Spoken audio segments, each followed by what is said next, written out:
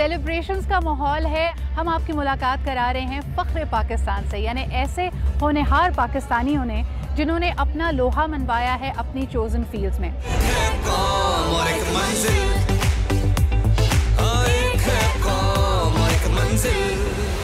हमारे तमाम ही pride of Pakistan के नॉमिनीज़ नाकाबिले फरामोश हैं, लेकिन हमारी अगली गेस्ट, उनकी तो पहचान ही उनकी याददाश्त है।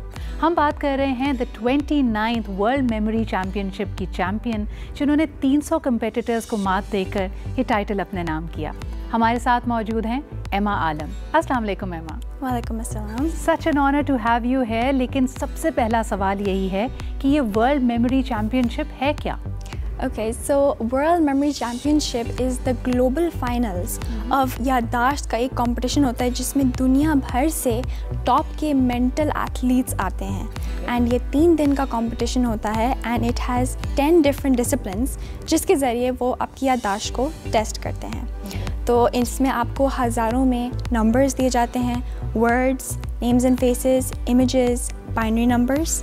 एंड अगर मैं बाइनरी नंबर्स को थोड़ा एक्सप्लेन करूँ तो there just a sequence of random 101101 and though it seems के ये एब्स्ट्रैक्ट इन्फॉर्मेशन आपका ब्रेन कैसे याद रख सकता है, बट मैंने through training and techniques I memorised 4000 plus binary digits in 30 minutes. अच्छा एमा, यहाँ तो हमने बात की 29th वर्ल्ड मेमोरी चैम्पियनशिप की, but you wearing so many medals. मुख्तलिफ जगह आपने पाकिस्तान की रिप्रेजेंटेशन की है। Tell us about all these different championships.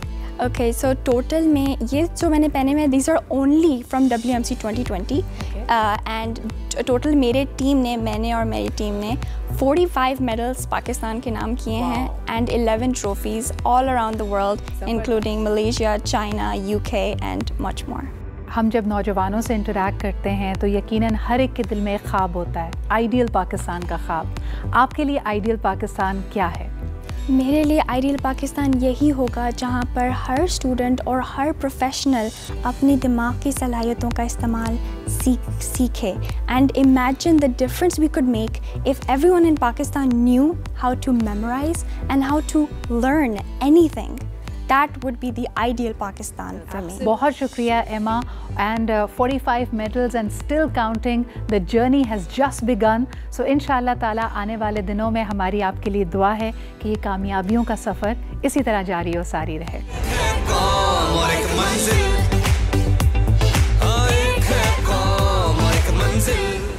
चाहे स्टेट बैंक की फॉर्मर गवर्नर हो डॉक्टर शमशाद अख्तर या प्रोमिनेंट बैंकर्स लाइक सीमा कामिल, हम देख सकते हैं कि पाकिस्तानी ख़वातीन किसी से कम नहीं। आज प्राइड ऑफ पाकिस्तान में आपकी मुलाकात कराते हैं एक ऐसी ही अपकमिंग फाइनेंस प्रोफेशनल से। इनकी खूबी ये है कि इन्होंने ACCA के एग्ज़ाम में पूरी दुनिया में बाजी मार ली है, यानी 179 कंट्रीज़ में स्टूडेंट्स में से इन्होंने टॉप किया है। We are very proud to have with us Zara Naeem. अस्सलाम वालेकुम ज़ारा। वालेकुम अस्सलाम। Thank you so much for being here. सबसे पहले तो जी 23 मार्च का मौका है, सेलिब्रेशंस का वक्त है।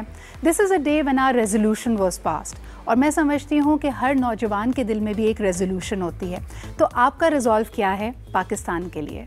मेरी यही सोच है कि मैं पाकिस्तान के लिए कुछ इस तरह करूं कि यहाँ की लड़कियाँ जो हैं स्पेशली, या फिर जो थोड़े कम प्रिविलेज्ड लोग हैं, उनको मैं बेनिफिट कर सकूं, उनको कोई फ़ायदा दे सकूं। So that's what I want to do for Pakistan. 179 countries से स्टूडेंट्स इसको अटेम्प्ट कर रहे होते हैं। कभी सोचा था that you are going to be the top world scorer? I feel satisfied that I've beaten my previous self, and मैंने खुद को जो है चैलेंज किया था that I have to be even better in this attempt. क्या कहोगी कि कितनी मेहनत करनी पड़ती है to become a top scorer in the world? क्योंकि ये मेरा पैशन था and this was something that I had dreamt of कि मैंने एक CFO के लेवल पर मैंने पहुंचना है।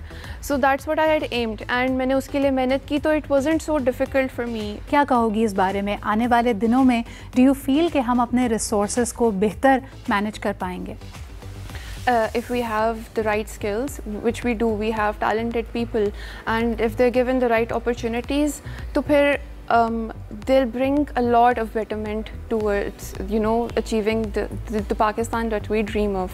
So I believe that अभी जो professionals बन रहे हैं, like including myself, I see a lot of girls and boys जो कि अपने professions को, अपने careers को अपनी पसंद से लेकर चलते हैं, and they're in the fields of their choosing.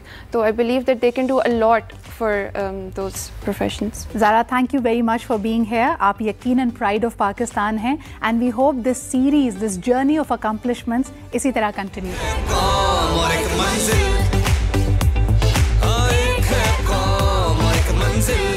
और अब आपकी मुलाकात कराते हैं पाकिस्तान की कराटे सुपरस्टार से। इनका प्रोफाइल देखें तो स्टार स्टडेड है। हाल ही में होने वाले सार्क गेम्स में जो कि 2020 में हुआ, इन्होंने अपने नाम किया एक गोल्ड और एक सिल्वर। इसके अलावा गोल्ड की हैट्रिक तो बनाई ही, इंडिया में इंडिया के प्लेयर को नॉकआउट भी किया और अपनी वेट कैटेगरी यानी 61 प्लस की अगर बात की जाए तो 17 साल से अनडिफीटेड चैंपियन हैं। हमारे साथ मौजूद हैं कुलसूम हज़ारा। अस्सलाम वालेकुम कुलसूम। वालेकुम सलाम। Kulsoom, such a pleasure to have you here और यकीनन आप फ़ख्र पाकिस्तान हैं। आपने एक बहुत कम उम्री में अपने वालिदैन को खो दिया और फिर उसके बाद एज अ डिस्ट्रैक्शन कि आप गम को अपना डिस्ट्रैक्ट कर सकें, आपने कराटे में शमूलियत की। किस तरह आप इसमें एक एक्सपर्ट बन गई, इस सफ़र के बारे में हमें बताएं। मैंने कोयटा से कराटे स्टार्ट किया और जब मैंने स्टार्ट किया तो कोयटा से तो मैं पहली कराटे लड़की थी जो मैं क्लब जाती थी। अभी तो बहुत सारे गर्ल्स हैं, लेकिन जब मैंने स्टार्ट किया और मैं जब वहाँ पे जाती थी और बहुत सारे लड़के होते थे, वो इवन मुझे तंग भी करते थे कि लड़की होके कराटे खेलने आई है। लेकिन जो मेरे उस्ताद, मेरे बहनोई थे, वो हमेशा मुझे मोटिवेट करते थे कि लाइक एक दिन यही लोग आप पे प्राउड फील करेंगे और आपका जो गोल है उसकी तरफ फोकस करो। कुलसूम, एक दोहरी जिम्मेदारी होती है जब आप ये ग्रीन जैकेट ज़ेब-ए-तन करते हैं and you are carrying the national flag with you, उस वक्त क्या एहसासात होते हैं? जब लाइक हम कोई गेम्स में पार्टिसिपेट करने जाते हैं और जब पाकिस्तान कलर पहनते हैं, जब लोग हमें देखते हैं तो एक प्राउड फील होता है कि हम एक एम्बेसडर है मुल्क का और जो पाकिस्तान का एक पॉजिटिव इमेज हमारी वजह से बन रहा है। सो एक खुशी होती है कि आप उस चीज़ का हिस्सा है, आप जाके पाकिस्तान को रिप्रेजेंट कर रहे हैं, आप पाकिस्तान का नाम रोशन कर रहे हैं। सो जब हम लोग देखते हैं, अप्रिशिएट करते हैं तो वो बहुत खुशी की बात होती है। आप एक जगमगाता सितारा हैं, ना सिर्फ हज़ारा कम्युनिटी के लिए, बलूचिस्तान के लिए, बल्कि यकीनन आप फ़ख्र पाकिस्तान हैं। बहुत बहुत शुक्रिया कुलसूम हमारे साथ मौजूद होने के लिए।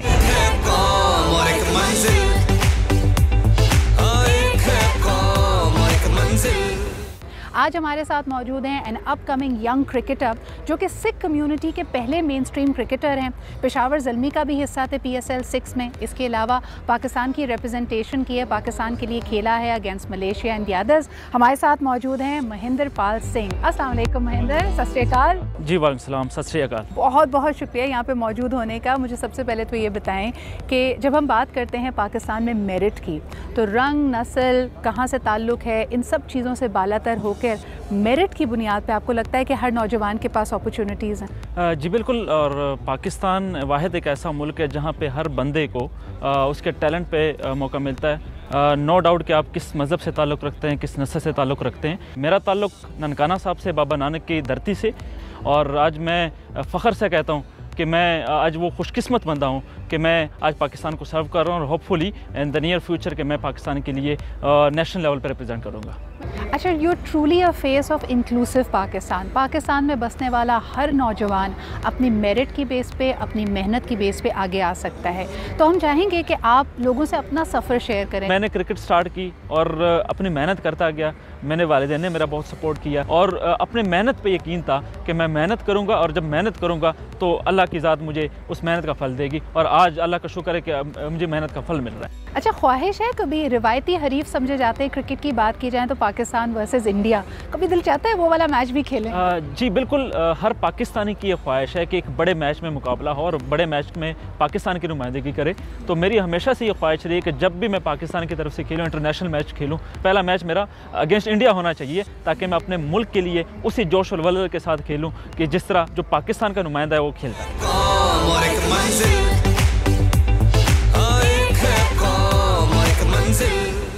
पाकिस्तानी नौजवानों के लिए कोई भी मुश्किल नहीं है, और जब वो अपने पैशन के साथ, अपनी कमिटमेंट के साथ आगे बढ़ते हैं तो हर पहाड़ को सर कर जाते हैं। आज हमारे साथ मौजूद हैं साजिद सतपारा, जो कि पाकिस्तान के यंगेस्ट माउंटेनियर हैं। इन्होंने सिर्फ 20 साल की उम्र में K2 पहाड़ी को सर किया था। तो आइए मुलाकात करते हैं साजिद से। अस्सलाम वालेकुम साजिद। वालेकुम सलाम। बहुत शुक्रिया यहाँ पे मौजूद होने के लिए। मुझे अपने ऑफकोर्स आपके फादर आपकी बहुत बड़ी इंस्पिरेशन होंगे, लेकिन इतनी यंग उम्र में, 20 साल की उम्र में K2 मुश्किल नहीं लग रहा था? जो बेसिकली वालिद पाकिस्तान के एक मशहूर कोह पैमा थे और क्लाइंबर्स कम्युनिटी में एक अपना ही पहचान रखते थे, तो उसकी ट्रेनिंग्स और उसकी सरपरस्ती में अल्हम्दुलिल्लाह जो K2 जैसे पहाड़ को सर करने में मुझे कितनी मुश्किलात नहीं आई। साजिद, आपकी अपनी इंस्पिरेशन क्या है? अब आप देखते हैं कि यकीनन आपके वालिद का सफ़र, उनकी अकम्पलिशमेंट्स आपके लिए मशाल राह हैं। आगे इस लेगेसी को लेकर कैसे बढ़ना है? इस सबसे जो मेरी बड़ी इंस्पिरेशन तो मेरे वालिद खुद थे, जो एक माइनस कोह पैमा थे, और वालिद के साथ मेरा काफ़ी वक्त गुजरा है। बेसिकली जो हमारी जो क्लाइंबिंग के साथ जो कनेक्शन है, एक पैशनेट कनेक्शन है और दिली एक कनेक्शन है, क्योंकि ये हमारी ख़ानदानी पेशा है क्लाइंबिंग। तो अल्हम्दुलिल्लाह वालिद की लेगेसी को तो मैं ज़रूर आगे लेके चलूँगा। तो इंशाअल्लाह वालिद की लेगेसी को लेके चलते हुए मैं जो दुनिया की जो 14 बुलंद तरीन चोटियाँ हैं उस पर सब्ज़ लाली परचम को लहराऊँगा।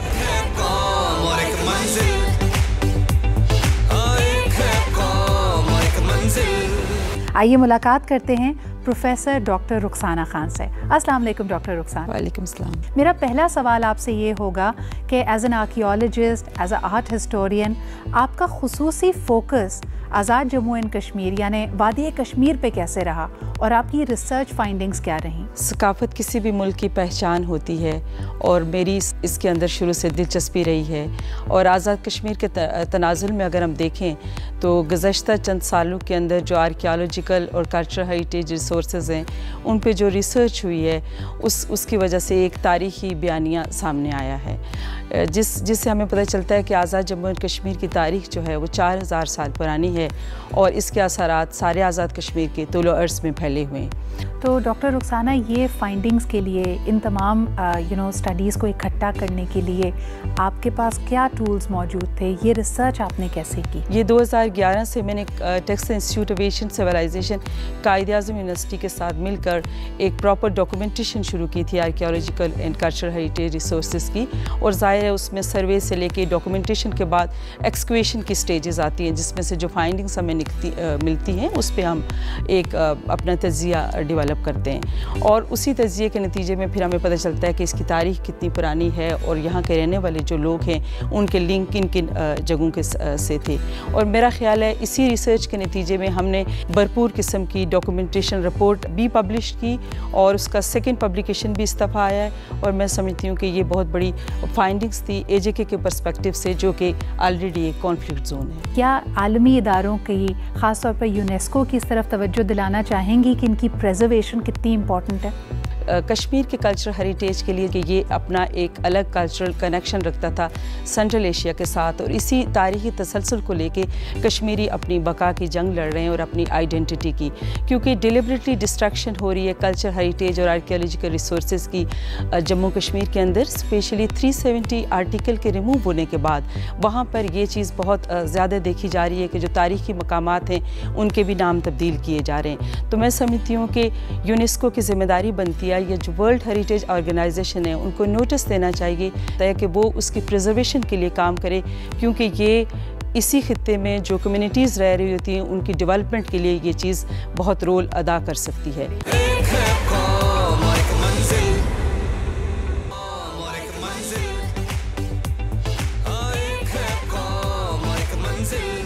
अब बारी है एक ऐसी होनहार बेटी, गिलगित बल्तिस्तान से ताल्लुक़ रखती हैं, सोशल एक्टिविस्ट हैं, एजुकेशनिस्ट हैं, और ख़ुसूसन काम कर रही हैं बच्चों के हुकूक़ के लिए और तालीम के हवाले से। हमारे साथ मौजूद हैं माजिदा फ़हमी। माजिदा, आपसे पूछना चाहूँगी, जब पहली दफ़ा इस फील्ड में I as a social activist, तो ख़ुद आपकी उम्र सिर्फ 17 साल थी। तो जब खुद 17 साल की बच्ची थी, बच्चों के हुकूक़ के बारे में how did you become so vocal and so active?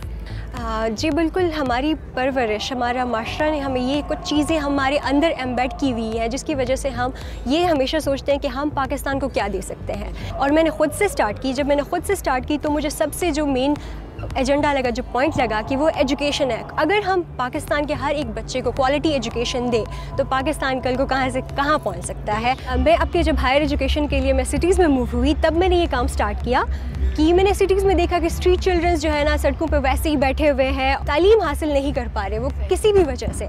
तो हमने अपने दोस्तों के साथ मिलके ऐसे बच्चों को पढ़ाना शुरू कर दिया। माशरे के कुछ तल्ख हकीकत हमारे सामने आए, जिससे हमें लगा कि टेक्नोलॉजी का इस्तेमाल हम करके इस इम्पैक्ट को, इस कॉज को हम मज़ीद फैला सकते हैं। उसी के लिए हमने एक कंपनी बनाई है जिसका नाम है वॉइन।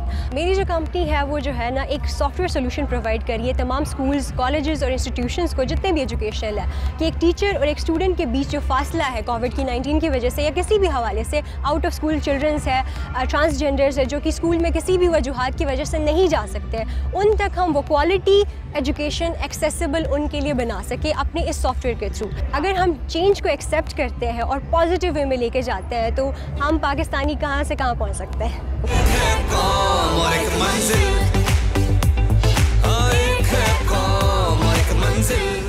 हमारे साथ आज मौजूद हैं मास्टर अयूब, जो पेशा वराना तौर पे पहले एक फायर फाइटर थे, लेकिन पिछले 38 इयर्स से वो एक ओपन एयर स्कूल चला रहे हैं जिसको दुनिया बैनुल-अक़वामी तौर पे जिसको सराहा गया है। आज हमारे साथ मौजूद हैं, उनकी काविशों पे हम इनको सलाम पेश करते हैं और यकीनन जानना चाहते हैं कि ये जज्बा कैसे बेदार हुआ और ये सफ़र किस तरह आगे बढ़ा है।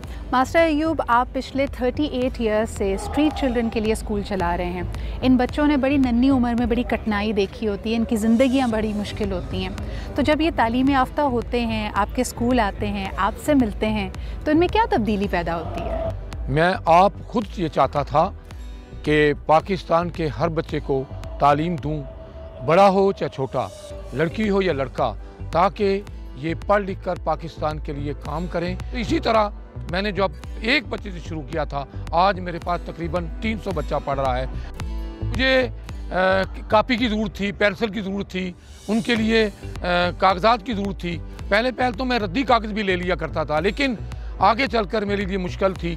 तो मैंने फिर अपना यही किया कि अपनी तनख्वाह का तीसरा हिस्सा इन गरीब गुरबा बच्चों पर लगाया। मैंने पाकिस्तान के हर उस बच्चे को, जो चाहे वो क्रिश्चियन है, चाहे वो मुसलमान है, चाहे वो कोई भी है, किसी मज़हब से भी ताल्लुक़ रखता है, मैंने उस बच्चे को तालीम देने की कोशिश की है और वो तालीम को समझे, तालीम को लेकर आगे चले। कभी भी अगर कोई रुकावट आई है तब भी मैंने उस रुकावट को गिराया है और पाकिस्तान के लिए काम किया कि ये सब पाकिस्तान है और ये सब पाकिस्तानी बच्चे हैं। जब ये सब पढ़ेंगे लिखेंगे तो तब पाकिस्तान मेरा तरक्की करेगा, सब मिलकर पढ़ेंगे। तो मास्टर अयूब, यही आपका वो जज्बा है जो हम देख सकते हैं कि इस तालीम के ज़ेवर के तवस्सुत से, आपके साथ मिलने जुलने के तवस्सुत से आपके स्टूडेंट्स में भी आ रहा है। बहुत बहुत शुक्रिया यहाँ मौजूद होने का। अल्लाह आपको और ज़िंदगी दे, हिम्मत दे कि इसी तरह आप इस काम को आगे लेकर चलते रहें।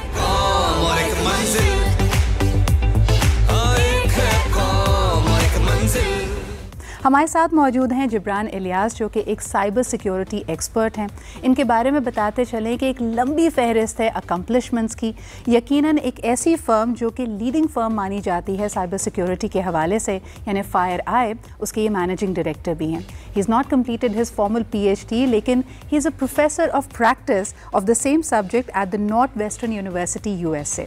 शिकागो से स्पेशली हमारी पाकिस्तान डे परेड के लिए हमारे साथ मौजूद हैं। आइए मुलाकात करते हैं जिब्रान इलियास से। अस्सलाम वालेकुम जिब्रान। वालेकुम अस्सलाम। आपका दिल पाकिस्तान के साथ धड़कता है, हर ओवरसीज़ पाकिस्तानी का, लेकिन इस मौके पे यहाँ पाकिस्तान में मौजूद होने पे क्या तासुरात है आपके? वैसे तो बहुत से ऑनर्स मिले हैं इंटरनेशनली, बट ये वाला honour I think I rated the top of my list. तो ये जो ऑनर है प्राइड ऑफ पाकिस्तान, ये नॉमिनेशन इसका मिला है, तो अब एक नया अज़्म है कि जब तक जान है तब तक पाकिस्तान का नाम रोशन करना है। माशाल्लाह, you have accomplished so much. 40 under 40 की लिस्ट में आते हैं। इसके अलावा who wants to win a scholarship, ये भी एक बहुत अहम प्लेटफॉर्म था way you were declared a winner. तो ये शुरुआत है, आगे कहाँ तक जाना है? तो आगे ये करना है कि जितनी रिसर्च हम कर सकते हैं, पाकिस्तान का नाम उस साइबर सिक्योरिटी की रिसर्च करके रोशन करना है। बड़े बड़े प्रोजेक्ट्स, अल्लाह का शुक्र है कि काफ़ी बड़े प्रोजेक्ट्स करे हैं, लेकिन इससे भी बड़े और करने और ब्रेक थ्रू करना है साइबर फील्ड में। मुझे बताएं कि नौजवान जो आपको एज एन इंस्पिरेशन देखते हैं, उनको क्या मैसेज देंगे, वो अपनी जर्नी को कैसे आगे लेके बढ़ें?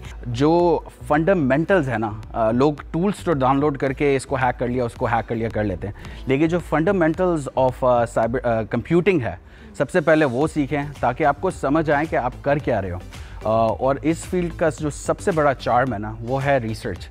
आई थिंक अगर मेरी बात कोई सुन रहा है तो मैं तो ये कहता हूँ कि आप रिसर्च करें और अपना ब्रांड बनाएं और पाकिस्तान का ब्रांड बनाएं। सबसे इंपॉर्टेंट चीज़ मुझे ये लगती है कि हम एक बड़ा सॉफ्ट इमेज पाकिस्तान का दे सकते हैं ये रिसर्च करके और रिसर्च पब्लिश करके, तो ज़रूर ये करें। Rise above mediocrity, pursue excellence, यही मैसेज है जिब्रान का। We are so proud to have you है जिब्रान, बिकॉज आपकी यहाँ पे मौजूदगी तमाम देखने वालों को ये बताती है कि Pakistan is forward looking, Pakistan is progressive और cyber security is an important field for us. Thank you for being here. Thank you so much.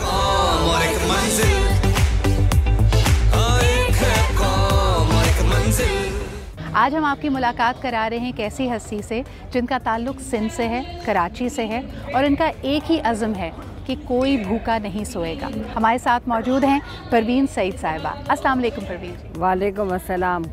आज जो सैकड़ों लोग खाना घर से मुस्तफ़ीद होते हैं, इस सफ़र की शुरुआत कैसे हुई थी? इस सफ़र की शुरुआत जो है बहुत अहम हादसे के बाद हुई कि जब एक माँ ने अपने 2 बच्चों को मार दिया, तो उस वक्त मुझे एहसास हुआ कि माँ जो है कैसे अपने बच्चों को मार सकती है। तो मैंने जब सवाल उससे किया तो उसने मुझे जवाब दिया कि जब तुम्हारे बच्चे भूखे होंगे तो मार दोगे। तो एक माँ होने की हैसियत से मेरे लिए ये लफ्ज़ बहुत बहुत ज़्यादा दुख का था। वहीं से मैंने सोचा कि नहीं, कोई भी यहाँ भूखा नहीं सोएगा। वसाइल नहीं थे, लेकिन एक यकीन था अल्लाह की ज़ात पर कि अल्लाह ताला मदद करेगा। और मैंने फिर पहला कदम उठाया और खाना घर का आगाज़ किया, जहाँ हमने 3 रुपए में खाना देना शुरू किया। कोरोना के बाद जो हालात हुए हैं वो तो इंतहाई मखदूश हैं कि हम सोच भी नहीं सकते कि जो फैमिली थोड़ा बहुत खाती पीती थी वो भी आज खाना घर पे आती हैं और खाना लेके जाती हैं और रोते हैं वो लोग 2 वक्त के खाने के लिए। परवीन जी, कभी मायूस हुई खुद? कभी ऐसा लगा कि आपकी हिम्मत टूट रही है? देखिए, अल्लाह राज़िक़ है और मेरा तो यकीन इस बात पर है कि मेरा जो खाने घर का जो खाना पकता है वो अगर थोड़ा भी है तो जब बिस्मिल्लाह पढ़ के इसमें डाला जाता है, पहला चमचा, पहले प्लेट भरी जाती है, तो मुझे नहीं अंदाज़ा कि ये 100 खाएंगे, 200 खाएंगे या हज़ारों लोग खाएंगे। परवीन जी, बहुत बहुत शुक्रिया यहाँ मौजूद होने का।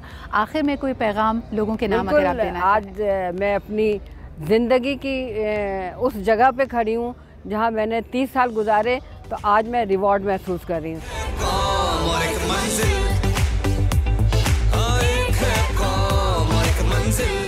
ज़िंदगी में कुछ भी बेमकसद और बेमायने नहीं होता। अक्सर कई तकालीफ और हादसात दरअसल हमें अपनी ज़िंदगी के मकसद के करीब ले जाते हैं।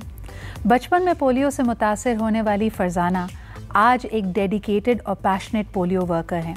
अस्सलाम वालेकुम फरजाना जी। अस्सलाम। फरजाना जी, 9 साल की उम्र में आप पोलियो से मुतासिर हुई और एक के बाद कई आपकी सर्जरीज़ भी की गई ताकि इस नुक्स को दुरुस्त किया जा सके। जब ये सर्जरीज़ कामयाब नहीं हुई तो उस वक्त आपका क्या तासुरात थे, क्या ख्यालात थे, क्या फ़ील करती थी उस वक्त? तकरीबन मेरे 9 ऑपरेशन हो चुके। जब आखिरी ऑपरेशन हुआ था तो डॉक्टर ने कहा था कि ये भी नाकाम हुआ है, तो मतलब ये सारी ज़िंदगी अभी व्हील चेयर पे चलेगी। 3 माह या 4 माह बाद में चलने की, मुजज़ाती तौर पे मैं चलने के काबिल हो गई थी। तो मैंने कहा घर पे बैठ के मतलब अपनी बीमारी का मातम मनाने से पहले अच्छा है कि मैं अपने मुल्क के काम आ जाऊं और बच्चों को इस मुज़िमत से बचा लूं। तो ये विल पावर, ये हौसला आपको किस तरह मिलता है? मतलब ये है कि इंसान को अल्लाह पे भी तवक्कल रखनी चाहिए और अपनी हिम्मत भी करनी चाहिए कि मतलब मैं कर सकती हूँ। तो इस वजह से मैं दोबारा चलने के काबिल हुई और जॉब करने लगी हूँ। अच्छा, जब आप घर घर जाती हैं, लोगों को कन्विंस करती हैं, आज भी अनफॉर्चुनेटली बदकिस्मती से हमारे यहाँ रेट ऑफ रिफ्यूज़ल बहुत हाई है। लोग इनकार कर देते हैं कि अपने बच्चों को पोलियो के कतरे नहीं पिलाएंगे। उस वक्त कैसा महसूस करती हैं और उनको कैसे कन्विंस करती हैं? तो बार बार जाना पड़ता है इस चीज़ की, मतलब आपादियत के बारे में बताना है, फिर अपनी मिसाल देकर उसको कन्विंस करने की कोशिश करती हूँ। फरजाना जी, आज आप यहाँ पे मौजूद हैं, कैसा महसूस कर रही हैं?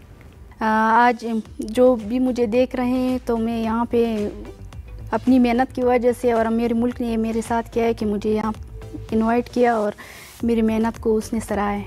ये हमारे लिए एजाज़ की बात है कि आप यहाँ पे मौजूद हैं, और जब तक आप जैसे डेडिकेटेड पोलियो वर्कर्स हैं, इंशाल्लाह हमारी ये जंग, हमारी ये तहरीक पोलियो के ख़िलाफ़ जारी रहेगी। बहुत बहुत शुक्रिया यहाँ मौजूद होने के लिए। आप यकीनन फ़ख्र पाकिस्तान हैं।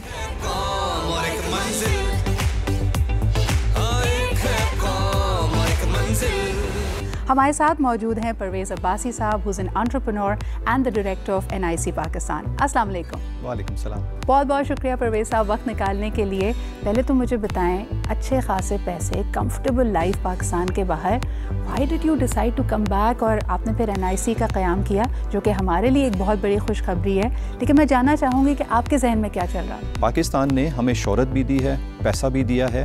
हम चाहते थे कि हम वापस पाकिस्तान को कुछ ना कुछ दें, तो ये बेसिकली एक आइडिया था जो पाकिस्तान हमें वापस लेकर आया है। और अल्हम्दुलिल्लाह हमें बड़ा मौका मिला है लोगों के साथ काम करने का, गवर्नमेंट का सहारा हमें मिला है, बहुत सारे लोगों ने हमें सपोर्ट किया है।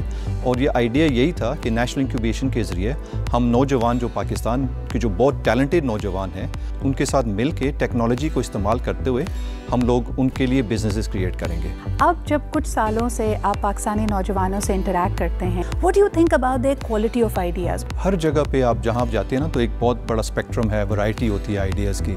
तो मैं समझता हूँ कि पाकिस्तानी जो हैं, अगर हम देखें बैरून मुल्क जब जाते हैं तो वो काफ़ी कामयाब हो जाते हैं। तो हमने सोचा कि अगर यहाँ पे वही माहौल हम क्रिएट कर सकें, तो क्यों ना हम पाकिस्तानियों को यहाँ पे वही माहौल दें ताकि वो राइज़ कर सकें। ख़वातीन के बारे में क्या कहेंगे? क्या टेक्नोलॉजी उनके लिए एक equal level playing field provide कर रहा है? इनफैक्ट सिर्फ पाकिस्तान में नहीं, पूरे दुनिया में ख़वातीन जो हैं उनके मसाइल यकीनन डिफरेंट होते हैं और चैलेंजेस भी मुख्तलिफ होते हैं। तो मैं समझता हूँ कि ख़वातीन का बहुत बड़ा एक इम्पैक्ट है। 50% ऑफ द पॉपुलेशन टेक्नोलॉजी के ज़रिए वो बहुत सारे काम जो हैं, ज़रूरी नहीं है कि ऑफिस में जाके करने हैं या बाहर जाके करने हैं। कुछ अगर वो घर पे काम करना चाहती हैं तो टेक्नोलॉजी के ज़रिए बहुत सारे काम घर पे भी हो सकते हैं। हमारे नौजवानों को, कौम को कोई मैसेज देना चाहेंगे? डिफेंस जो है वो बहुत ज़रूरी है। हमारी पाकिस्तान की मईशत जो है वो हमारी रीढ़ की हड्डी है, और हमें मईशत के अंदर स्टार्टअप्स को फ़रोग़ देना है, उनको टेक्नोलॉजी के ज़रिए हमने एम्पावर करना है, ताकि पाकिस्तान के अंदर ये $1 बिलियन यूनिकॉर्न कंपनीज हम क्रिएट कर सकें।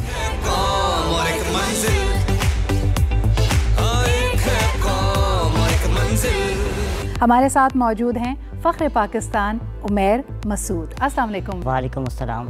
आज के दिन क्या कहना चाहेंगे? अक्सर कहते हैं कि पाकिस्तान जो है वो साइंस एंड टेक्नोलॉजी में बिल्कुल पीछे है, पाकिस्तान कुछ कर नहीं सकता, या मुसलमानों की बात करें तो कुछ कर नहीं सकता। तो इस 23 मार्च पे क्यों ना रेजोल्यूशन करें कि जो है ना पाकिस्तान इस बार न्यूज़ ब्रेक करे कि हमने कुछ किया है। उमैर, जो हमारा तालीमी निज़ाम है उसमें अक्सर बच्चों को डिफ़िकल्टी होती है, स्टूडेंट्स को मुश्किल होती है लर्निंग में। बिल्कुल शुरुआत की जब बात की जाए तो you were a slow learner, तो वो क्या दुश्वारी थी and how did you overcome it? जी बिल्कुल, स्टार्ट में जो है ना बिल्कुल मैं FSC लेवल तक बिल्कुल जो है ना वो एवरेज सा बच्चा था, क्योंकि जो हमारे एजुकेशन सिस्टम है उसमें रट्टा चलता था और मुझे रट्टा मारना बिल्कुल पसंद नहीं है। FSC के बाद जब जो है ना मुझे किसी यूनिवर्सिटी के अंदर दाखिला ना दिया गया 1 साल तक, तो मैंने जो है ना ऑनलाइन जो है ना कोर्सेज उनका रुख कर लिया। तो वहाँ पे जो है ना वो बड़े इंटरेस्टिंग लेक्चर दिया करते थे, हमें भी साथ में इन्वॉल्व किया करते थे, एंड पे एक रिसर्च प्रोजेक्ट भी दिया करते थे। तो करते करते जो है ना मेरी जो इंटरेस्ट है वो रिसर्च के अंदर जो है ना वो चला गया। लेकिन वो जो एंड पे जो रिसर्च वर्क होता था, जो एग्ज़ाम होते थे, वो रट्टा बेस नहीं होते थे, वो कंसेप्चुअल बेस होते। और अब आप माशाल्लाह you are renowned to be one of the best minds around the world. आपका इंटरेस्ट जेनेटिक्स में है, इस फील्ड में आगे क्या करना चाहोगे उमैर? ये फील्ड अभी बहुत ज़्यादा डाइवर्स है। आप देखें इसमें हम कैंसर का ट्रीटमेंट कर सकते हैं, ये जो लोग जन्याती तौर पे मजूर पैदा होते हैं या जिनको जन्याती बीमारियाँ, हम उनका इलाज दरियाफ्त कर सकते हैं या इन्वेंट कर सकते हैं, क्योंकि जो करंट इलाज है ना वो काफ़ी एक्सपेंसिव इलाज है जो हम अफोर्ड नहीं कर सकते। तो हम कोई ऐसा इलाज इन्वेंट करें या कोई ऐसी टेक्निक इन्वेंट करें, ठीक है, जो कॉस्ट इफेक्टिव भी हो और जो है ना उसकी एक्यूरेसी भी जो है ना ठीक हो। उमैर, ये जो यंग साइंटिस्ट अवार्ड 2021 आपने जीता, जिसमें 121 ममालिक से साइंटिस्ट ने, स्टूडेंट्स ने पार्टिसिपेट किया था and you became the champion, इसके बारे में हमें कुछ बताइए। जी ये मैंने एक कॉन्फ्रेंस अटेंड की थी, 7th annual conference of advance molecular biology.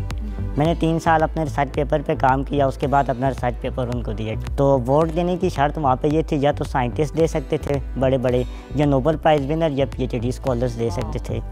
तो 2 घंटे वोटिंग चली और अल्लाह के फजलो करम से जो है ना मेरी 336 वोट्स हुई और मैं यंग साइंटिस्ट अवार्ड जीत गया। सेलिब्रेशंस का माहौल है। हम आपकी मुलाकात करा रहे हैं फ़ख्र पाकिस्तान से, यानी ऐसे होनहार पाकिस्तानियों ने जिन्होंने अपना लोहा मनवाया है अपनी चोज़न फील्ड्स में।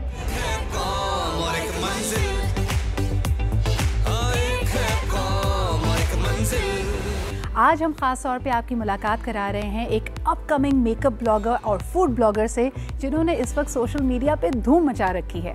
हमारे साथ मौजूद हैं रिदा ज़हरा नकवी। अस्सलाम वालेकुम रिदा। बहुत बहुत शुक्रिया यहाँ आने के लिए। मुझे बताओ कि मेकअप में तुम्हारा इंटरेस्ट कैसे हुआ?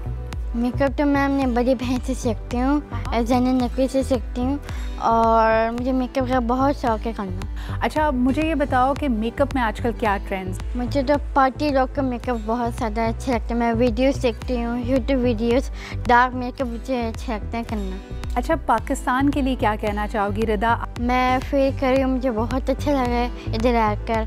पाकिस्तान के लिए मैं ये कहूँगी, इंशाल्लाह एक बड़ा स्कूल खोलूँगी और सारे बच्चे छोटे हैं, बड़े हैं और गरीब लोग हैं, मैं उनकी ये स्कूल खोलूँगी और वो कुछ अच्छा कुछ पढ़ें और सीखें। मैं बड़ों को ये कहूँगी, माँ बाप को, पेरेंट्स भी ये कहूँगी, अपने बच्चे को आगे करें और अपने बच्चे को साथ सपोर्ट करें, प्यार करें और आगे करें, उनको कुछ अच्छा बनने दें और कुछ सीखेंगे बच्चे। बहुत इंपॉर्टेंट मैसेज रिदा तुमने दिया है। और जो बच्चे थोड़ा डर जाते हैं, कुछ नया करने से डरते हैं, आपने भी पहली दफ़ा वीडियो बनाई होगी तो ये आप सोच रहे होगे ना कि पता नहीं लोग क्या कहेंगे, अच्छी बने नहीं बने, तो जो बच्चे डर जाते हैं उनको क्या कहोगी, उनको क्या मैसेज दोगी?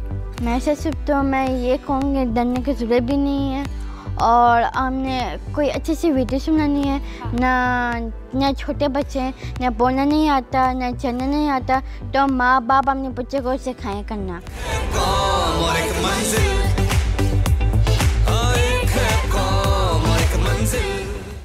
और अब प्राइड ऑफ पाकिस्तान में आपकी मुलाकात कराते हैं हमारी अपनी पावर पफ गर्ल्स से। They all don the green jacket, international athletes हैं and they are making us proud every day.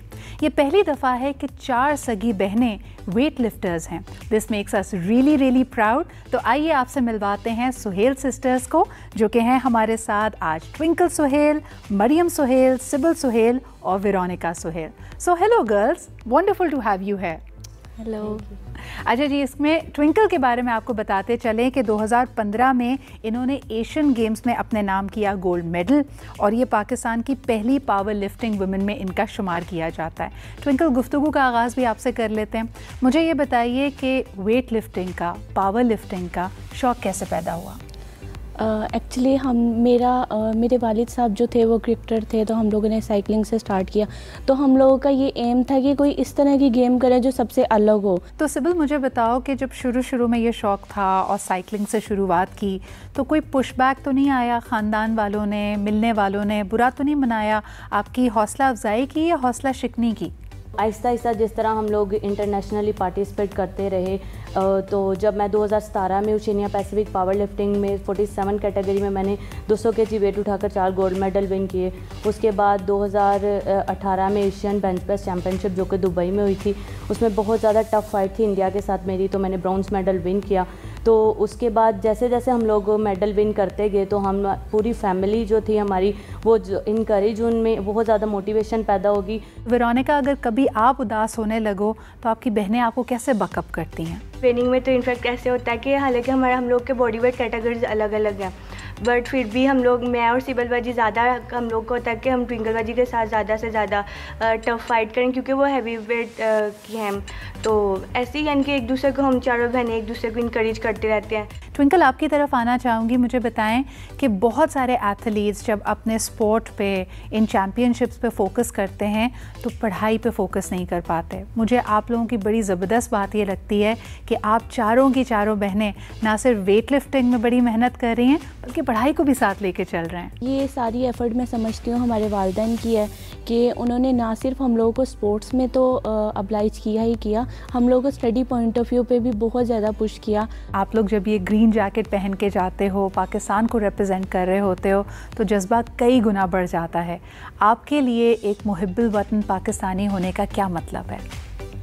ये मैं अपना बताना चाहूँगी कि जब मैं टूर के लिए बाहर गई और मेडल्स मिले और जब मेडल पहनाने जा रहे थे तो तब हमारा झंडा ऊपर को जा रहा था और साथ में हमारा तराना लगा हुआ था, तो तब यकीन माने इतना अच्छा फील हो रहा था। Suhail sisters, we are extremely proud of you. बहुत शुक्रिया, यकीनन आप फ़ख्र पाकिस्तान हैं। यहाँ आने का, यहाँ मौजूद होने का बहुत बहुत शुक्रिया।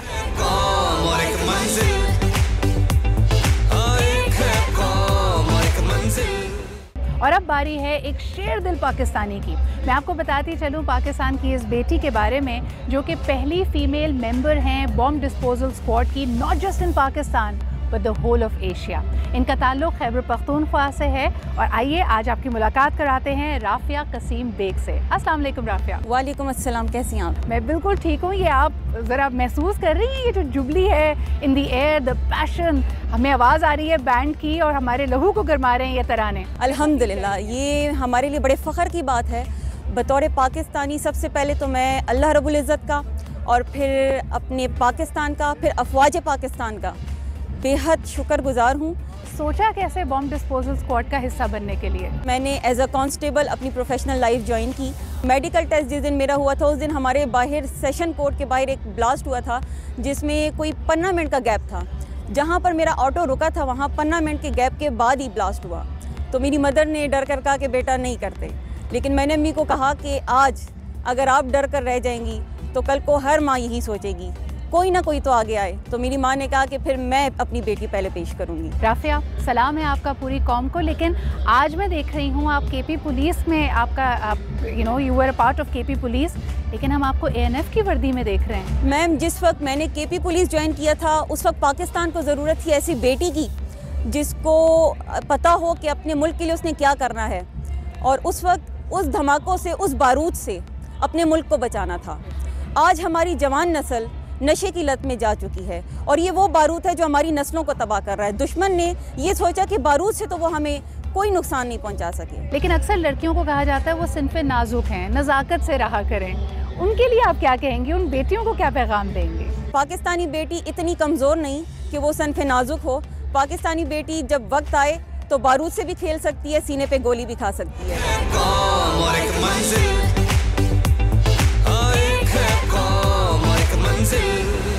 पाकिस्तानियों का शुमार दुनिया की हौसलामंद तरीन कौमों में होता है।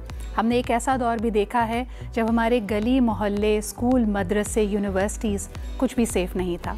हमारे बच्चे ने कुर्बानी दी है in this war against terrorism. और सच शुक्र कि आज दहशतगर्दी, शिद्दत पसंदी के पंजे जो हमारे माशरे में गड़ गए थे उनको हमने उखाड़ दिया है। We are a battle harden nation और ऑफ कोर्स इसका क्रेडिट जाता है हमारे इदारों को, हमारे डिस्टिंग्विश्ड ऑफिसर्स को। आज ऐसे ही ऑफिसर से आपकी मुलाकात कराते हैं। He is a distinguished police officer जिन्होंने सर्व किया है एज DIG हज़ारा। इसके अलावा इन्होंने FIA के डायरेक्टर के तौर पर भी अपनी खिदमात पेश की हैं और बहुत सारे कॉम्प्लिकेटेड दहशतगर्दी के केसेस को सॉल्व किया है। हमारे साथ मौजूद हैं डॉक्टर मजरुल हक काका खेल, एक कौम एक मंजिल। डॉक्टर मजर, आपसे पूछना चाहूँगी इस मोटो का, इस विजन का आपके लिए क्या मायने रखता है? ये मेरा जी बड़ा सिंपल मैसेज है और वो ये है कि इख्तिलाफ़ात हमारे जैसे डाइवर्स सोसाइटी में हमेशा रहेंगे। छोटी छोटी बातों पर अपनी अना, अपनी खुशी, इन चीज़ों को बालाए ताक रखें। मेरे लिए ये यही माने रखता है कि हम अपने डिफरेंसेस भुला दें। जिस तरह हम अपने भाई बहन होते हैं लेकिन हमारा घर एक होता है, हमारी सोच एक होती है, हमारी मंजिल एक होती है, इसी तरह हम अपने इस मुल्क को भी अपना घर समझें, इसके इदारों की रिस्पेक्ट करें, इसके जो नेशन है उसकी तवक्कुआत पर पूरा उतरें। और हमने जो इतनी कुर्बानियाँ दी हैं, इन कुर्बानियों को अभी हम और प्रैक्टिकल शेप दें और इसको इंशाअल्लाह ताला आगे लेकर के जाएं।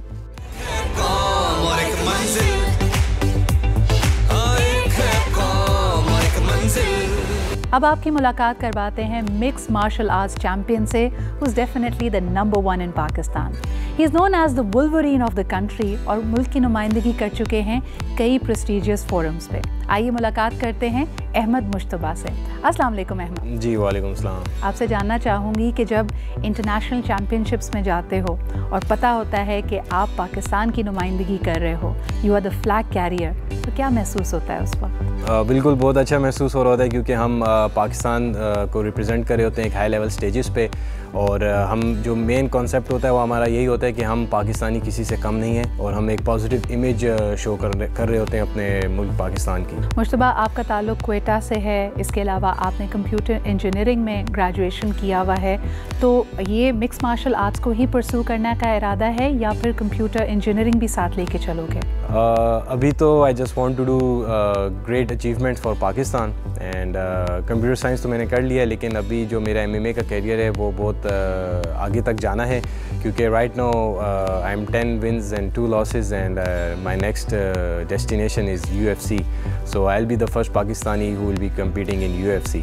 मुझे बताया गया है कि 5 फरवरी जो कि पाकिस्तान में कश्मीर डे के तौर पे मनाया जाता है, उस पे भी आपकी एक फ़ाइट थी और एक इंडियन कंपेटिटर के अगेंस्ट थी, जिसको आपने एक नॉकआउट पंच दिया था। ज़रा उसके बारे में बताएं हमें। बिल्कुल, it was Pakistan versus India, and the fight happen on the Kashmir day, और 56 सेकंड्स में मैंने अपने जो इंडियन हरीफ है उसको नॉकआउट किया और अपने पाकिस्तान को बुलंदी से जो परचम था वो लहराया, और मुझे बड़ा अच्छा महसूस हुआ कि मैंने जो मेरा एक ड्रीम था कि मैं पाकिस्तान को रिप्रेजेंट करूं ऐसे लेवल पे, वो मेरा पूरा हुआ। The expressions and the feelings were totally different, you know, क्योंकि एक आपकी इज़्ज़त दाव पे होती है यार कि पाकिस्तान वर्सेस इंडिया है, तो चाहे कुछ भी हो जाए, तो मैंने दिमाग में ये सोच लिया था कि मेरी टांग टूट जाए, कुछ भी हो जाए, क्योंकि we sign death warrant before we enter into the cage. लेकिन अल्लाह का फजल था, लोगों की दुआएं थी, मोहब्बत थी, ट्रेनिंग थी, सारा हार्ड वर्क था, डेडिकेशन थी, और जो मेरा एक बिलीफ था अल्लाह ताला पे कि मैं ये कर पाऊँगा, वो मैं कर पाया। और मैं बहुत खुशकिस्मत हूँ कि मेरे माँ बाप बहुत अच्छे हैं, जिनने मेरी बहुत अच्छी तरबियत की, जिसकी वजह से मैं इस मकाम पर पहुँचा हूँ।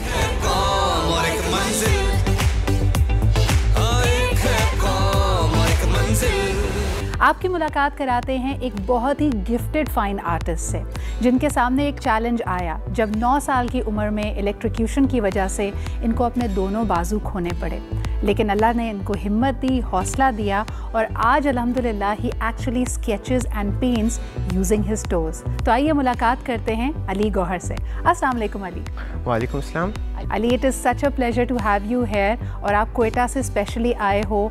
मुझे ये बताओ कि 9 साल की उम्र में ये हादसा हुआ, इतनी कम उम्री में ऐसे ट्रॉमा से, इतने बड़े सदमे से निकलने में किसने मदद की आपकी?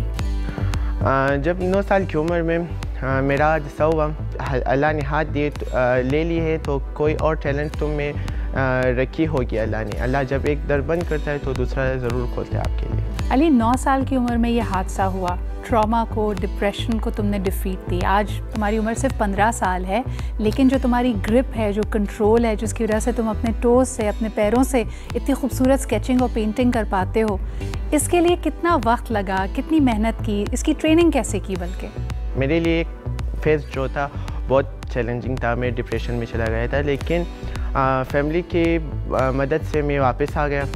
आई use mobile and iPads, laptops with my feet. So my family told that अगर तुम ये कर सकते हो, can you go to arts? फिर इसी तरह मेरी आर्ट्स की आगाज़ हुई। क्या पैगाम देना चाहोगे उन नौजवानों को जो हो सकता है इस वक्त डिप्रेशन का शिकार हों या उससे लड़ रहे हों? नहीं, डिप्रेशन तो एक नाउमीदी से है, दुनिया खुद एक उम्मीद है हमारे लिए, तो नाउमीदी हमें ना होना चाहिए। बस जो नौजवान डिप्रेशन में, वो डिप्रेशन से निकले जा सकती है अपनी विल पावर की थ्रू।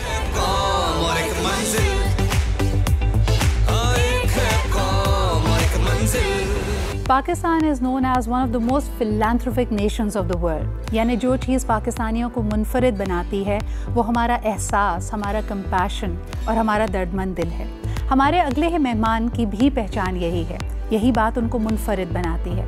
इसी हवाले से उनको तमगा इम्तियाज़ से भी नवाजा गया, और आपको बताते चलें कि he founded the Kashmir orphans relief trust, जिसमें 400 से ज़्यादा बच्चे ज़ेरे कफ़ालत हैं। हमारे साथ मौजूद हैं चौधरी मोहम्मद अख्तर, तमगा इम्तियाज़। अख्तर साहब, आपके लिए हुब्बुल वतनी क्या है? जो अपने वतन के लिए कोई ऐसा काम करके जाना जिसकी वजह से इंसान को अपने दिली सुकून भी मिले और रब राज़ी हो जाए। ये जो बच्चे आपके इदारे में ज़ेर कफ़ालत हैं, 400 से ज़्यादा बच्चे हैं, ये शुरुआत इस सफ़र की कैसे हुई थी? कैसे ये ख्याल आया, कैसे ये ट्रस्ट वजूद में आया? इस सफ़र के बारे में हमें कुछ बताइए। 2005 ज़लज़ले के बाद मेरी नज़र के सामने वो बच्चे आए जो ज़लज़ला की वजह से यतीम हुए थे। तो वहाँ से मैंने एहसास किया और ये इरादा किया था उनके लिए कुछ करना। एक किराए की बिल्डिंग से आगाज़ किया था और अल्हम्दुलिल्लाह मीरपुर आज़ाद कश्मीर में इस वक्त जनूबी एशिया का सबसे बड़ा एक आशियाना बागबान यतीम बच्चों का तमीर हो चुका है। कश्मीर ऑर्फन्स रिलीफ ट्रस्ट का आगाज़ 2005 के हौलनाक ज़लज़ले के बाद हुआ। कैसे एक ही पल में ज़िंदगी बदल गई इन सैकड़ों बच्चों के लिए। अख्तर साहब क्या कहेंगे कि ये बच्चे ट्रॉमा में भी होंगे, सहमे हुए भी होंगे, किस तरह इस इदारे ने दोबारा उनके अंदर खुद एतमादी को और ज़िंदगी को आगे लेकर चलने की उमंग को ज़िंदा किया? हमने दुनिया में यतीम खाने का कॉन्सेप्ट और डेफिनेशन बदला है। ये वो बच्चे हैं जो 2005 ज़लज़ले में जो यतीम हुए थे, उसके बाद तो अब माशाल्लाह पूरे पाकिस्तान और आज़ाद कश्मीर के बच्चियाँ और बच्चे इस घर में ज़ेर हिफाजत हैं। अबंडन बच्चे जिनको हम कहते हैं, उठा कर लाते हैं, उनको हम नाम देते हैं, नाम के साथ अपना नाम देते हैं।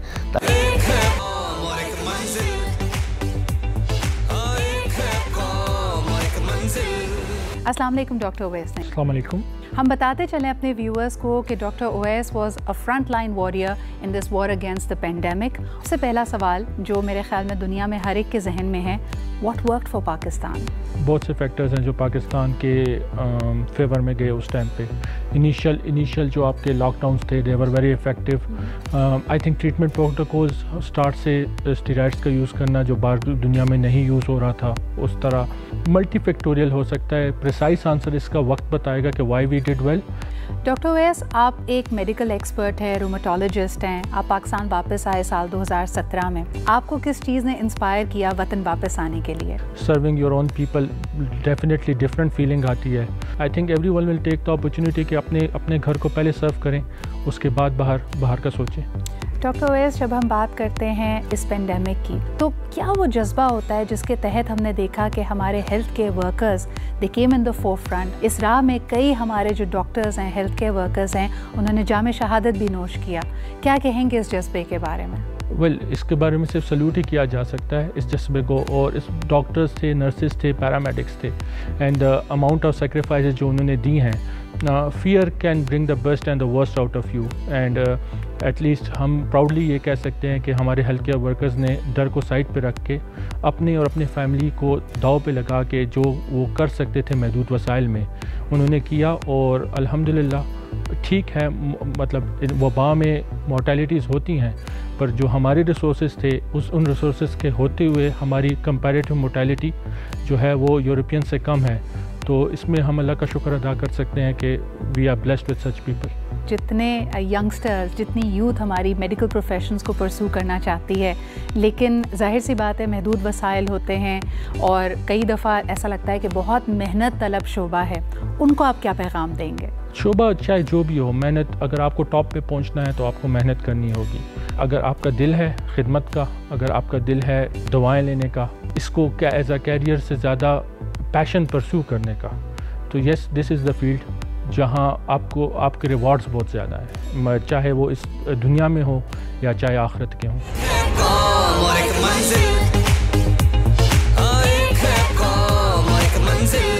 आपने वो नज़म तो सुनी होगी कि मैं एक छोटा सा बच्चा हूँ लेकिन काम करूँगा बड़े बड़े। हमारी अगली मेहमान ने यही कर दिखाया है। एक बाकमाल बच्ची जिन्होंने सिर्फ 9 साल की उम्र में फास्टेस्ट रिकॉर्ड कायम किया पीरियोडिक टेबल को अरेंज करने का। हमारे साथ मौजूद हैं the international record holder Natalia Najam. Natalia, so now you are 10, लेकिन 9 साल की उम्र में तुमने ये रिकॉर्ड कायम किया और फिर नवंबर में अपना ही रिकॉर्ड तोड़ दिया। तो मुझे बताओ कि what really inspires you to continue working for these goals? COVID के वक्त में I wanted to bring some happy news, and everyone was down because they were stuck in the house, and I also wanted to get some academic competition and bring our title back from India. You always had an interest in science, elements का तुम्हें already पता था, लेकिन record breaking के लिए ना सिर्फ तुम्हारी memory test हो रही थी, तुम्हारी arrangement in the record time was also important, speed बहुत important थी। इस speed को लाने के लिए तुम कितनी दिन में कितनी देर train करती थी? 40 days के चैलेंज हमने लगाया था, उसमें 20 मिनट्स या 30 मिनट्स हम ट्रेन करते थे। और तेज़ से तेज़ करने की कोशिश करती थी, जैसे ही तुम्हारा एक टाइम लिमिट पे पहुंच जाती थी फिर उसको ब्रेक करने की कोशिश करती थी? उस टाइम पे हम फोकस कर रहे थे 2 मिनट्स और 30 सेकंड्स पे लेके जाना। तो वरना मैं बहुत कैमरा शाई होती थी। अच्छा। तो इतना अच्छा कैमरा पे गया नहीं था टाइम। उसके बाद मैंने डिसाइड कर दिया मुझे वो टाइम अच्छा ही नहीं लगा, तो मैंने फिर से ब्रेक करना था। उसके बाद हमने फिर से ट्रेन की थी 20 डेज़ के लिए 30 मिनट्स अ डे, और उसके बाद मैंने टाइम ले लिया 20 seconds come, 2 minutes and 27 seconds. Natalia, मुझे बताओ कि आम तासुर ये है, a lot of people have this impression that girls don't have a lot of interest in science. हमारे इर्द गिर्द देखो लड़कियाँ साइंस में, मैथ्स में इंटरेस्ट नहीं लेती। So how did you develop an interest in science subjects? I never really listened to society or what people say that girls cannot do. Like when I broke the record, people said, why? In science, you're a girl, why would you do it in science? But I don't listen to that kind of hate.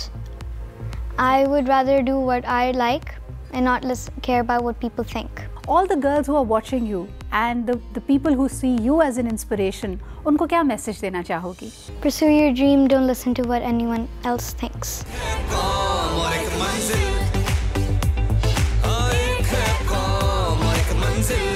हमारे साथ मौजूद हैं doctor इरज खुर्शीद खान। अस्सलाम वालेकुम। वालेकुम अस्सलाम। बहुत शुक्रिया डॉक्टर इरज यहाँ मौजूद होने के लिए। पेशे के एतबार से आप एक सर्जन हैं, लेकिन ये सोशल एक्टिविज़म का, इस ऑर्गेनाइजेशन का क़याम करने का जो इरादा था, जो आइडिया था, वो आपको कैसे आया? कोविड आया और लॉकडाउन हुआ तो सबसे ज़्यादा जो मज़दूर और दिहाड़ीदार तबका था उनकी सफरिंग हमारे सामने बिल्कुल ऑब्वियस थी। उन दिनों मैं अपने इम्तिहानात की तैयारी कर रहा था और मेरे पास 2 बड़ी क्लियर चॉइसेस थी, या तो मैं घर में लॉकडाउन होके और अपने इम्तिहान के लिए पढूं, या मैं बाहर निकलूं और वो कर्ज जो मेरे लोगों का, मेरी धरती का मुझ पे है, उसको उतारने के लिए कुछ करूं। तो उस समन में फिर मैंने अपने चंद दोस्तों से रब्ता किया। शुरू में मुझे लग रहा था कि शायद हम 25, 30, 50 घरानों तक पहुँच सकें, लेकिन जब लोगों का जज्बा देखा और जिस तरीके से लोग हमारे साथ कंट्रीब्यूट कर रहे थे तो फिर हम रुक नहीं सके और बस फिर ये काफ़िला बनता गया और हम अल्हम्दुलिल्लाह आखिरकार 1500 घरों को डोर टू डोर जाके और उनके घरों में ना सिर्फ राशन पहुंचाया बल्कि उनका काफ़ी हम लोगों ने डेटा जमा करके बाद में भी उनकी काफ़ी इमदाद की ड्यूरिंग कोविड और पोस्ट रिहेबिलिटेशन फेज़ में। ये जो हमारा सोशल सेफ्टी नेट है जो हम में से हर एक को अपने साथ जोड़े रखता है, ये बड़ा अहम है और मुझे लगता है कि यही विज़न और बुनियाद बना प्रावली का। बेशक एक एहसास है और ये सिर्फ हम में नहीं, मैं समझता हूँ कि ये उन गरीब गुरबा में भी है, क्योंकि हम एक जगह पे डोनेशंस जमा करने गए और वहाँ पर एक नहायत गरीब बंदा बैठा हुआ था और जब हम निकलने लगे तो खामोशी से मेरे पास आया और उसने अपने बटुए में देखा तो 100 रुपया था। उसने मुझे कहा मेरे घर राशन मौजूद है, लेकिन अगर कोई ऐसा है जो मुस्तहिक मुझसे भी ज़्यादा है तो ये आप ले लें और उसके लिए ले जाएं। ये जज्बा जब हमने देखा तो उसके बाद फिर कदम रुकने आसान नहीं थे। जब आप इन लोगों से मिलते हैं जो पाकिस्तान का सबसे कमज़ोर तरीन, सबसे वल्नरेबल तबका है, क्या जज्बात रखते हैं वो अपने वतन के लिए? वो हमारे मुकाबले में उनका जज्बा, उनकी कुर्बानी इस मुल्क के लिए कहीं ज़्यादा है। ऐसे लोग भी थे जो खुद कंट्रीब्यूट नहीं कर सकते थे और वो हमारे पास आए और उन्होंने कहा कि हम फिज़िकली आपके साथ काम करवाने को तैयार हैं एज अ वॉलंटियर। तो मैं समझता हूँ कि मैं उन सब को भी खराज तहसीन पेश करता हूँ और शुक्रगुज़ार हूँ उन डोनर्स का और उन वॉलंटियर्स का जिन्होंने अपनी और अपने पूरी फैमिलीज़ की ज़िंदगियाँ वो दाव पे लगा के वो बाहर निकले और उस वक्त उन लोगों ने लोगों को संभाला जिस वक्त के ये अमर आसान नहीं था। क्या चीज़ आपको ये यकीन दिलाती है कि इंशाअल्लाह आने वाला वक्त पाकिस्तान के लिए एक रोशन और ताबनाक मुस्तकबिल है? लोगों का जज्बा है, जो लोगों का यकीन और ईमान है वो इतना मजबूत है अल्हम्दुलिल्लाह अभी भी कि पाकिस्तान एक बहुत बड़ी रियासत बनकर उभरेगा आलमी सतह पे। और उन लोगों को भी जो अपनी ज़िंदगी की परवाह किए बग़ैर जिस तरह बॉर्डर्स पे और जिस तरह हॉस्पिटल्स में और उसके बाद गली कूचों में निकले हुए थे, उनका जज्बा ये बताता है कि ज़िंदा कौमें ऐसी होती हैं जो ज़रूरत के बाद, मुश्किल के बाद भागती नहीं है, मैदान में आके मुकाबला करती हैं और खड़ी होती हैं।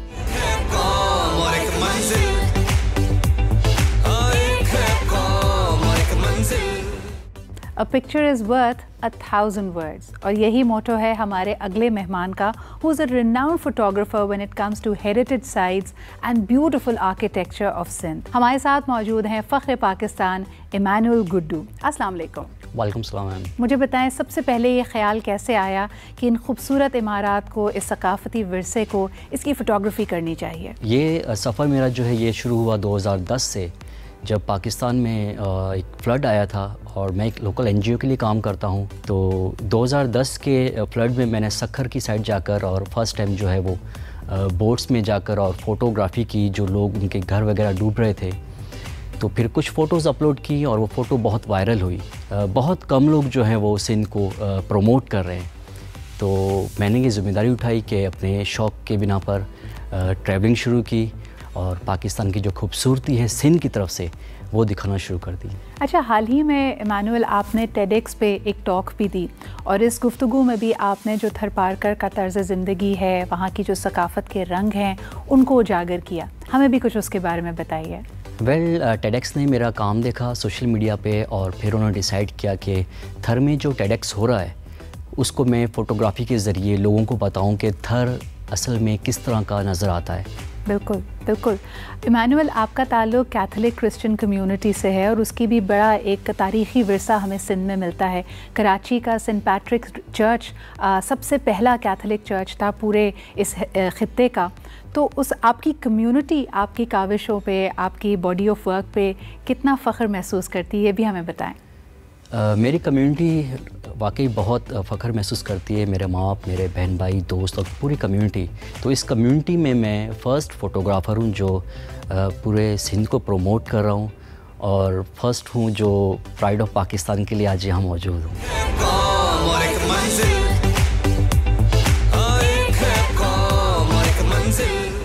बलूचिस्तान का रुख करते हैं, वहाँ पे एक और बहादुर और शेरदिल बेटी से आपकी मुलाकात कराते हैं।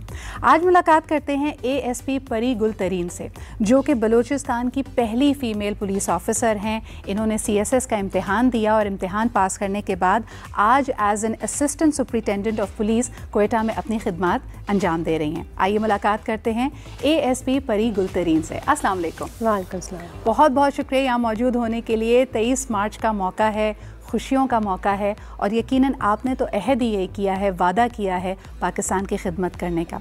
मुझे ये बताइए परी गुल कि क्या पुलिस में शामिल होना हमेशा से आपका ख्वाब था? और बिल्कुल मैडम, ये मेरा एक ख्वाब था कि मैं पुलिस ज्वाइन करूं और मुल्क की खिदमत करूं। आप कोयटा में ख़ास तौर पे पाकिस्तान की पहली फ़ीमेल पुलिस ऑफिसर बनी, ये ख्वाब कैसे देखा? इसकी इंस्पिरेशन क्या थी? मैं चाहती थी कि यूनिफॉर्म बेस्ड ड्यूटी करूं, क्योंकि इस ड्यूटी में एक ऑनर है, एक पावर है, और यहाँ पे जिस इलाके से मैं ताल्लुक़ रखती हूँ, यहाँ पे मैं कुछ यूनिफॉर्म पहन के कुछ ऐसी ड्यूटी परफॉर्म करूँ जिससे एक लोगों के ओवरऑल परसेप्शन में एक चेंज आ जाए। क्या कहना चाहेंगी? माशाल्लाह आपकी 8 बहनें हैं, 4 भाई हैं, तो फैमिली की तरफ से सपोर्ट थी? आपके वालिद साहब की, आपकी भाइयों की सपोर्ट थी?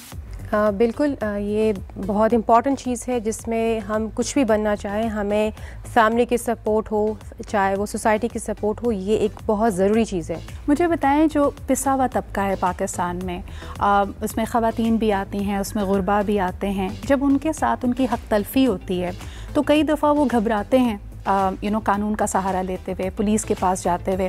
क्या उनमें कोई आपने तब्दीली महसूस की है? क्या आपकी वहाँ पे मौजूदगी उनके अंदर एक एहसास को, तहफ़्फ़ुज़ को, एतमाद को फ़रोग़ देती है? हम लोग इजीली अवेलेबल होते हैं और जो भी कोई इशू हो लोगों का हम सुन लेते हैं, और ये सारा वो सॉफ्ट नेचर ही है जो कि लोगों को फिर इतना वो सपोर्ट कर लेता है, उनको इतना एक स्ट्रेंथ दे देता है कि वो आके अप्रोच करे और अपना हमें प्रॉब्लम हमारे से शेयर करे और उनकी प्रॉब्लम की एक प्रोडक्टिव हम रिज़ल्ट भी दें।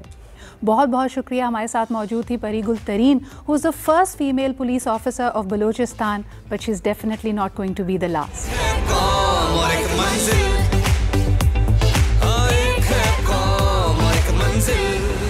और अब प्राइड ऑफ पाकिस्तान सीरीज़ में आपकी मुलाकात करवाते हैं पाकिस्तान की पहली फ़ीमेल फायर फाइटर से।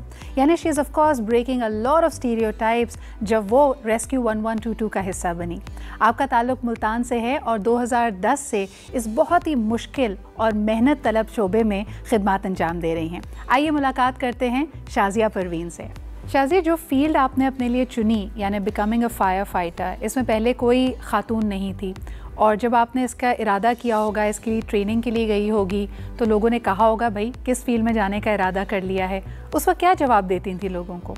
मुझे जब मैंने ये फील्ड ज्वाइन की थी तो उस वक्त मुझे खुद भी नहीं पता था कि मेरा वर्क क्या है, और जब लोगों ने मुझे कभी डिग्रेड नहीं किया, मुझे इनकरेज किया था और बड़ा हौसला अफजाई मुझे दी थी कि नहीं बहुत अच्छा काम कर रही हैं, लड़कियां भी इस फील्ड में आनी चाहिए। और ऐसा होता है कि जब फायर फाइटिंग करते हैं मोस्टली घरों में भी आग लगती है तो वहाँ पे फ़ीमेल होती हैं, वहाँ पे उनको एवैक्यूएट करना होता है, तो फ़ीमेल की बहुत ज़्यादा अशद ज़रूरत होती है फायर फाइटिंग के साथ साथ, तो इसके लिए मुझे बहुत ज़्यादा इनकरेज किया गया। ज़बरदस्त। मुझे ये बताएं शाज़िया कि और लड़कियाँ ख़वातीन जो इस फील्ड में आना चाहती हैं लेकिन वो यही सोचती हैं कि शायद उनको एक्सेप्टेंस नहीं मिलेगी, उनको सपोर्ट नहीं मिलेगी, उनको क्या पैगाम दोगी? फ़ीमेल के लिए कोई इस तरह की ऐसा कुछ नहीं है कि फ़ीमेल कोई भी काम ऐसा है जो मर्द कर सकते हैं फ़ीमेल नहीं कर सकती, फ़ीमेल भी तमाम काम कर सकती हैं जैसे कि मर्द कर सकते हैं। बहुत बहुत शुक्रिया शाज़िया परवीन हमारे साथ मौजूद होने के लिए। आप यकीनन फ़ख्र पाकिस्तान हैं।